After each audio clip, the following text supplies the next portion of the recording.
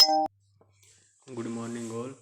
जैसा कि बच्चों आपसे वादा किया था कि आपके प्रैक्टिकल जो हो रहे हैं डीडीसी, डीएलआईएस और बीएलआईएस के, उसके अंदर जो पहला एग्ज़ाम था जैसे कि डीएलआईएस 02 से बोलते हैं, उसके लिए मैंने आपसे प्रॉमिस किया था कि आपके एग्ज़ाम से पहले मैं आपको कंप्लीट क्लासेस दूंगा और ओल्ड पेपर सॉल्व करवाऊंगा। तो मैंने दोनों अपने प्रॉमिस पूरे किए और आपकी तरफ से भी मुझे काफ़ी प्यार मिला।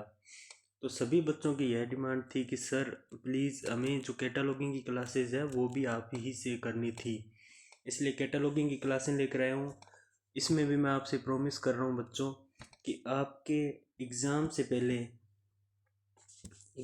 पहले मैं कम से कम कोशिश करूँगा कि 5 क्लास के अंदर अंदर आपको इस लायक बना सकूँ कि आप एग्ज़ाम के अंदर 100 में से 60% एग्ज़ाम क्रैक करके आ सकें और आपको कोई प्रॉब्लम ना हो। इसीलिए बच्चों मैं 5 क्लासें लेकर आ रहा हूँ और इस क्लास को स्टार्ट करने से पहले मैं बता देना चाहता हूँ कि अगर किसी को मेरी स्पीड स्लो लग रही है तो आप अपनी वीडियो की स्पीड बढ़ा लीजिए, 1.5 कर लीजिए, जिससे आपकी स्पीड मेंटेन हो जाएगी। लेकिन ये पहली क्लास है इसलिए बेसिक लेवल से बताना है, तो मैं थोड़ा स्लो ही पढ़ाऊँगा। तो बच्चों मैं आपको यह बता देना चाहता हूँ कि ये पहली क्लास है ना, ये बहुत ज़्यादा हार्ड होने वाली है। क्यों? क्योंकि इसके अंदर मेन बेसिक जानकारी मिलेगी। जिस प्रकार मैंने बताया था कि पहले अपने सीसी और डीडीसी की डीएलआईएस फर्स्ट 02 जो पेपर है, प्रैक्टिकल पेपर है, उसकी क्लास ली थी। तो उसमें आपको बताया था कि किस प्रकार से PMEST लगता है। तो इसमें PMEST तो नहीं होता है बच्चों, लेकिन रूल वही है कि जो एंट्रियां बनाई जाती है, जैसे बहुत सारी एंट्री होती है।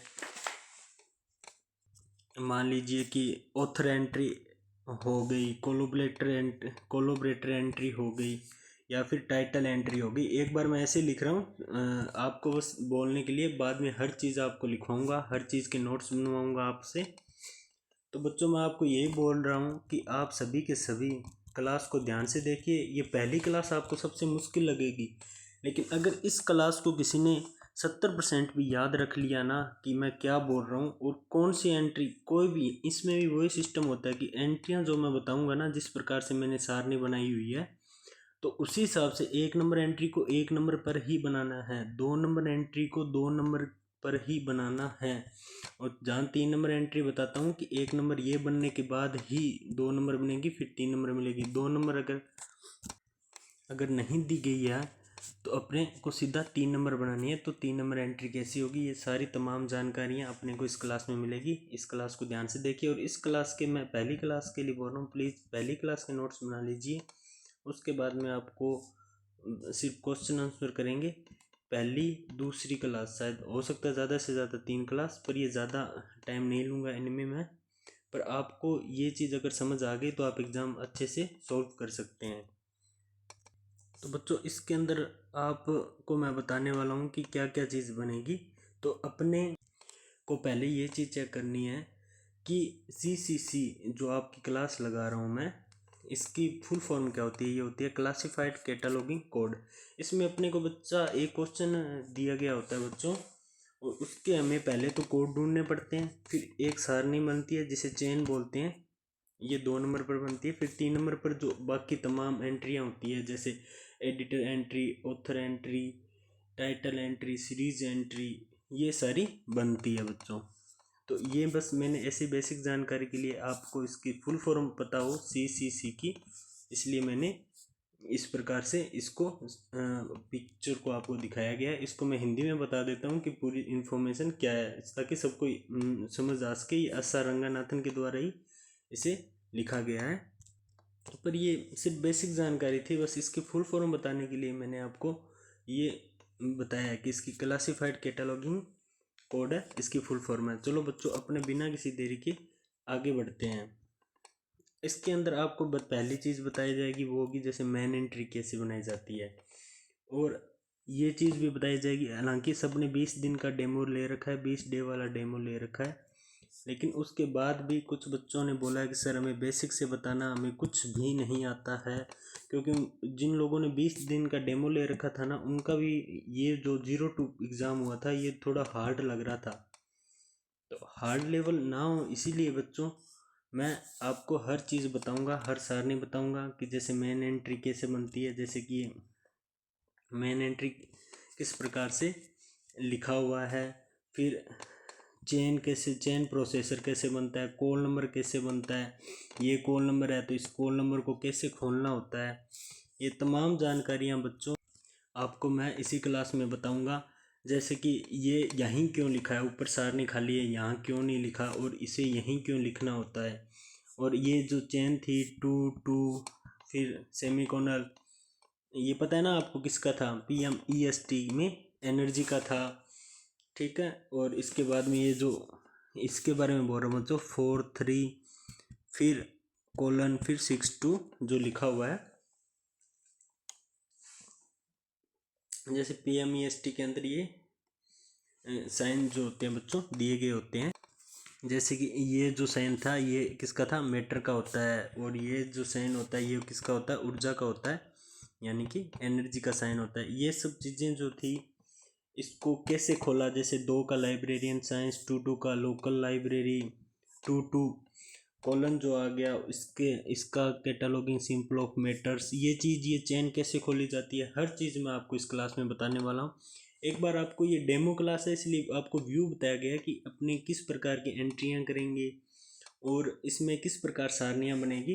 क्योंकि कुछ कुछ बच्चों को बेसिक लेवल से ही पता नहीं है कि पहले ऑथर की एंट्री आती है या पहले टाइटल की एंट्री आती है, कोलोबरेटर की एंट्री पहले बनेगी या फिर सीरीज़ की एंट्री पहले बनेगी। अगर आप एंट्रियों में भी गड़बड़ कर देते हो ना बच्चों, अगर एंट्री भी अगर आप आगे पीछे कर देते हो तो भी आपको नंबर नहीं मिलते हैं, आपको 0 नंबर मिलते हैं। इसलिए मैं आपको बता रहा हूँ बच्चों, आपको हर चीज़ पर ध्यान देना है, इस क्लास को गौर से देखना है और नोट्स भी तैयार करने हैं बच्चों। उसके बाद मैं बताऊंगा बच्चों कि जैसे इसके अंदर सिर्फ 4 ही अक्षर क्यों लिखे जाते हैं, इसकी भी बेसिक जानकारी दी जाएगी। फिर ये 2 लाइन छोड़ने के बाद ही यहाँ से क्यों लिखना स्टार्ट किया जाता है, और इन सब में 4 4 अक्षर से ज़्यादा क्यों नहीं लिखे हुए हैं, हर चीज़ आपको बताऊंगा। इसे क्या कहते हैं, यहाँ पर 3 काल्पनिक लाइनें होती है उन्हें क्या बोलते हैं, हर बेसिक जानकारी आज की क्लास में होगी। और आज की क्लास में जो मेन चीज़ वो है बेटो सारणी। जो सारणी मैं आपको करवाने वाला हूँ वो आप कभी मिस मत करना, उसे कम से कम आप 10 बार बिना देखे अपनी नोटबुक के अंदर उतारना, और इसी से ही आपके 70% एग्ज़ाम है ना आपका इसी सारणी के कारण ही सॉल्व होने वाला है। क्योंकि आपको पता चल जाएगा कि पहले ऑथर एंट्री बनेगी या कोलोबरेटर एंट्री बनेगी या टाइटल एंट्री बनेगी या सीरीज एंट्री बनेगी। वैसे मैंने लाइन वाइज बताया, बनती ऐसे है, पहले ऑथर एंट्री बनती है। ऑथर कैसे पता होगा कि क्वेश्चन में ऑथर कहाँ है, किस चीज़ का में किस प्रकार से पता लगाना है, ये सारी चीज़ें जो है वो इस क्लास में बताई जाएगी बच्चों। तो आज की क्लास बेसिक रहने वाली है, कल की क्लास बेसिक रहने वाली है, लेकिन इसमें थोड़ा उल्टा सिस्टम ये है कि पहली क्लास बच्चों थोड़ी हार्ड लेवल की होती है, क्योंकि इसमें सारनियाँ होती है, बच्चों का दिमाग ख़राब हो जाता है। लेकिन इन्हीं सारनियों को अगर थोड़ा सा मतलब नाम मात्र भी याद कर लेंगे ना तो भी 70% एग्ज़ाम आप सोल्व कर लोगे। ये चीज़ मैं बार बार बोल रहा हूँ, इसलिए इस क्लास ये ही क्लास आपकी सबसे ज़्यादा इंपॉर्टेंट है। अगर पहली मिस कर दी तो बाकी में आप कुछ नहीं कर पाओगे, आप समझ ही नहीं पाओगे कि किसकी एंट्री क्यों बना रहे हैं सर, और पहले ये एंट्री ही क्यों बनी। दो चीज़ ये है कि दूसरी क्लास भी थोड़ी सी हार्ड रहने वाली है, बाद में अपने क्वेश्चन करेंगे, प्रत्येक प्रकार की आपको एंट्रियां भी बना के दी जाएगी बच्चों। तो बिना किसी देर के आगे बढ़ते हैं। वीडियो अगर आपको लग रहा है कि थोड़ा स्लो मैं बता रहा हूँ तो आप वीडियो की स्पीड बढ़ा सकते हो बच्चों। उसके बाद में आती है ट्रेसिंग। ये ट्रेसिंग कैसे बनती है ये भी मैं आपको बताऊंगा। और इस ट्रेसिंग को बच्चों ये देखो यहाँ पर कितनी जगह पड़ी है, यहाँ मैंने क्यों नहीं लिखा, ये आप सोच रहे होंगे। ये सारी तमाम चीज़ें आपको बताऊंगा कि ये ट्रेसिंग मैंने केवल यहीं क्यों लिखी है, सारी की सारी यहाँ क्यों नहीं लिखी और यहाँ क्यों नहीं लिखनी चाहिए, हर चीज़ आपको बताऊँगा, प्रत्येक सारणी आपको बताऊँगा, सारी बेसिक चीज़ें आपको है वो मैं बताऊँगा। ये पहली चीज़ थी इसलिए मेन बड़ा बड़ा डेमो जो था आपको दिखाना बहुत ज़्यादा ज़रूरी था। तो बच्चों बिना किसी देरी के अपने आगे बढ़ते हैं।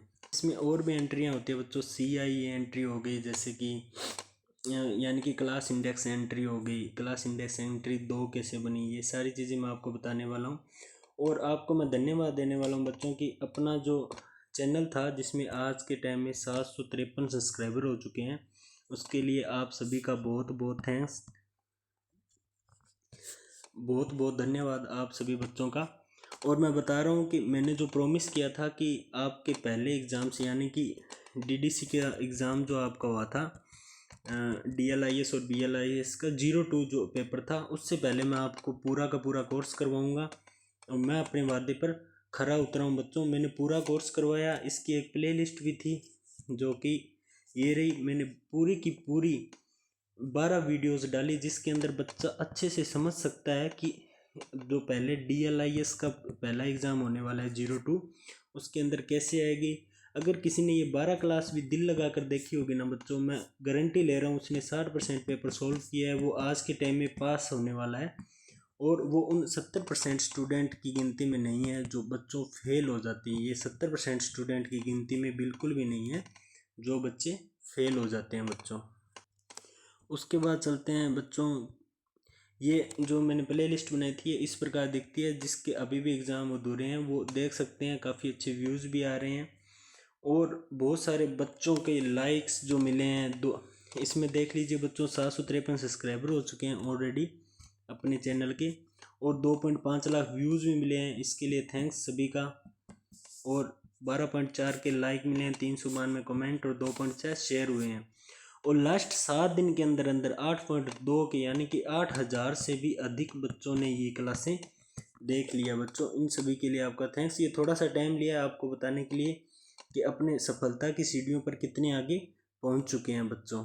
और इसमें बहुत सारे बच्चों ने कमेंट्स भी किए हैं जो कि आप देख सकते हैं। सर जैसे कि ये कमेंट आया हुआ है, सर जुलाई 2025 DLIS एग्ज़ाम कब हो गए। ये जुलाई वाले अभी से पूछ रहे हैं, अभी तो 2024 के एग्ज़ाम चल रहे हैं बच्चों, 2025 के भी हो जाएंगे, होंगे तब बता दिया जाएगा। आपके लिए स्पेशल क्लासें आएंगी क्योंकि अभी आप सेमेस्टर वाइज हो चुके हो इसलिए।